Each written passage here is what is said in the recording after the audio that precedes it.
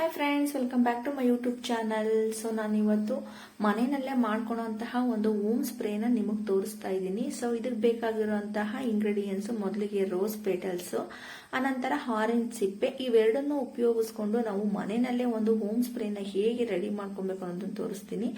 ಈ ಸ್ಪ್ರೇ ನಮ್ಮ ಸ್ಕಿನ್ಗೆ ತುಂಬಾನೇ ಹೆಲ್ದಿ ಆಗಿರುತ್ತೆ ಮತ್ತೆ ವೈಟ್ನಿಂಗ್ ಆಗೋದಕ್ಕೆ ತುಂಬಾನೇ ಹೆಲ್ಪ್ ಮಾಡುತ್ತೆ. ಸೊ ಇದನ್ನ ಮಾಡೋ ವಿಧಾನ ನೋಡೋಣ. ಮೊದಲಿಗೆ ರೋಸ್ ಪೆಟಲ್ಸ್ಗಳನ್ನ ನೀಟಾಗಿ ಬಿಡಿಸ್ಕೊಂಡು ನೀರ್ನ ಕಾಯಿಸ್ಕೊಂಡು ಲೋ ಫ್ಲೇಮ್ ಅಲ್ಲಿ ಇದನ್ನ ಮತ್ತೆ ಆರೆಂಜ್ ಎರಡನ್ನು ಹಾಕಿ ಚೆನ್ನಾಗಿ ಬೇಯಿಸ್ಕೊಂಡು ನೀರ್ ಕಲರ್ ಬರೋ ಹಾಗೆ ಅದನ್ನ ಸೋಸ್ಕೊಂಡು ಅದಕ್ಕೆ 2 ವಿಟಮಿನ್ ಇ ಕ್ಯಾಪ್ಸೂಲ್ ಮತ್ತೆ ಅಲೋವೆರಾ ಜೆಲ್ ನ ಮಿಕ್ಸ್ ಮಾಡ್ಕೊಂಡು ನೀಟಾಗಿ ಒಂದು ಸ್ಪ್ರೇ ಬಾಟಲ್ ನಲ್ಲಿ ಸ್ಟೋರ್ ಮಾಡಿ ಇಟ್ಕೊಬೇಕು. ಈ ಸ್ಪ್ರೇನ ನಾವು ದಿನದಲ್ಲಿ 2 ರಿಂದ 3 ಬಾರಿ ಫೇಸ್ಗೆ ಅಪ್ಲೈ ಮಾಡ್ಕೊಳೋದ್ರಿಂದ ಫೇಸ್ ಅಲ್ಲಿ ಬರುವಂತಹ ಡೆಡ್ ಸ್ಕಿನ್ ರಿಮೂವ್ ಆಗುತ್ತೆ ಮತ್ತೆ ಗ್ಲೋ ಆಗಿ ಹೆಲ್ದಿ ಆಗಿ ಇರುತ್ತೆ. ಸೊ ಅದೇ ರೀತಿ 2ನೇ ಟಿಪ್ಸ್ ಬಂದ್ಬಿಟ್ಟು ರೋಸ್ನ ಬಳಸ್ಕೊಂಡು ನಮಗೆ ಬೇಕಾಗಿರುವಂತಹ ಲಿಪ್ಸ್ಗೆ ಲಿಪ್ ಬಾಮ್ನ ಹೇಗೆ ಮಾಡ್ಕೊಳೋದು ಅನ್ನೋದನ್ನ ಈ ವಿಡಿಯೋದಲ್ಲಿ ಸಹ ನಾನು ತೋರಿಸ್ತಾ ಇದ್ದೀನಿ.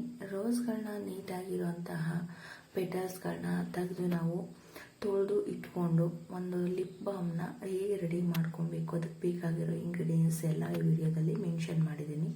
ಸೊ ಮೊದಲಿಗೆ ರೋಸ್ನ ನೀಟಾಗಿ ತೊಳೆದು ಇಟ್ಕೊಂಡು ಅದನ್ನು ಸ್ವಲ್ಪ ಬೇಯಿಸ್ಕೊಂಡು ಲೋ ಫ್ಲೇಮಲ್ಲಿ ಇಟ್ಟು ಬೇಯಿಸ್ಕೊಂಡು ಸೋಸ್ಕೋಬೇಕು. ಅನಂತರ ಅದಕ್ಕೆ ಹನಿ ಮತ್ತು ಕೊಕೊನಟ್ ಆಯಿಲು ವ್ಯಾಸ್ಲಿನ ಹಾಕಿ ನೀಟಾಗಿ ಮಿಕ್ಸ್ ಮಾಡಿ ಒಂದು ಬಾಟ್ಲಲ್ಲಿ ಸ್ಟೋರ್ ಮಾಡಿ ಇಟ್ಕೊಂಡು ದಿನ ನಾವು ನಮ್ಮ ತುಟಿಗೆ ಲಿಪ್ ಬಾಮ್ನ ಅಪ್ಲೈ ಮಾಡ್ತಾ ಬರೋದ್ರಿಂದ ಲಿಪ್ಪಲ್ಲಿ ಕಾಣಿಸ್ಕೊಳ್ಳೋಂತಹ ಹಲವಾರು ರೀತಿಯ ಟ್ಯಾನ್ ಆಗಿರ್ಬೋದು, ಹಾಗೆ ಹೊಡೆದಿರೋದಾಗಿರ್ಬೋದು, ಎಲ್ಲನೂ ಸಹ ನಾವು ಕಂಟ್ರೋಲ್ ಮಾಡ್ಬೋದು. ಇದೇ ರೀತಿ ಬ್ಯೂಟಿ ಟಿಪ್ಸ್ ನಿಮಗೆ ಬೇಕು ಅಂದರೆ ನನ್ನ ಚಾನಲ್ಗೆ ಸಬ್ಸ್ಕ್ರೈಬ್ ಆಗಿ, ಲೈಕ್ ಮಾಡಿ, ಶೇರ್ ಮಾಡಿ, ಹಾಗೆ ಕಮೆಂಟ್ ಮಾಡಿ.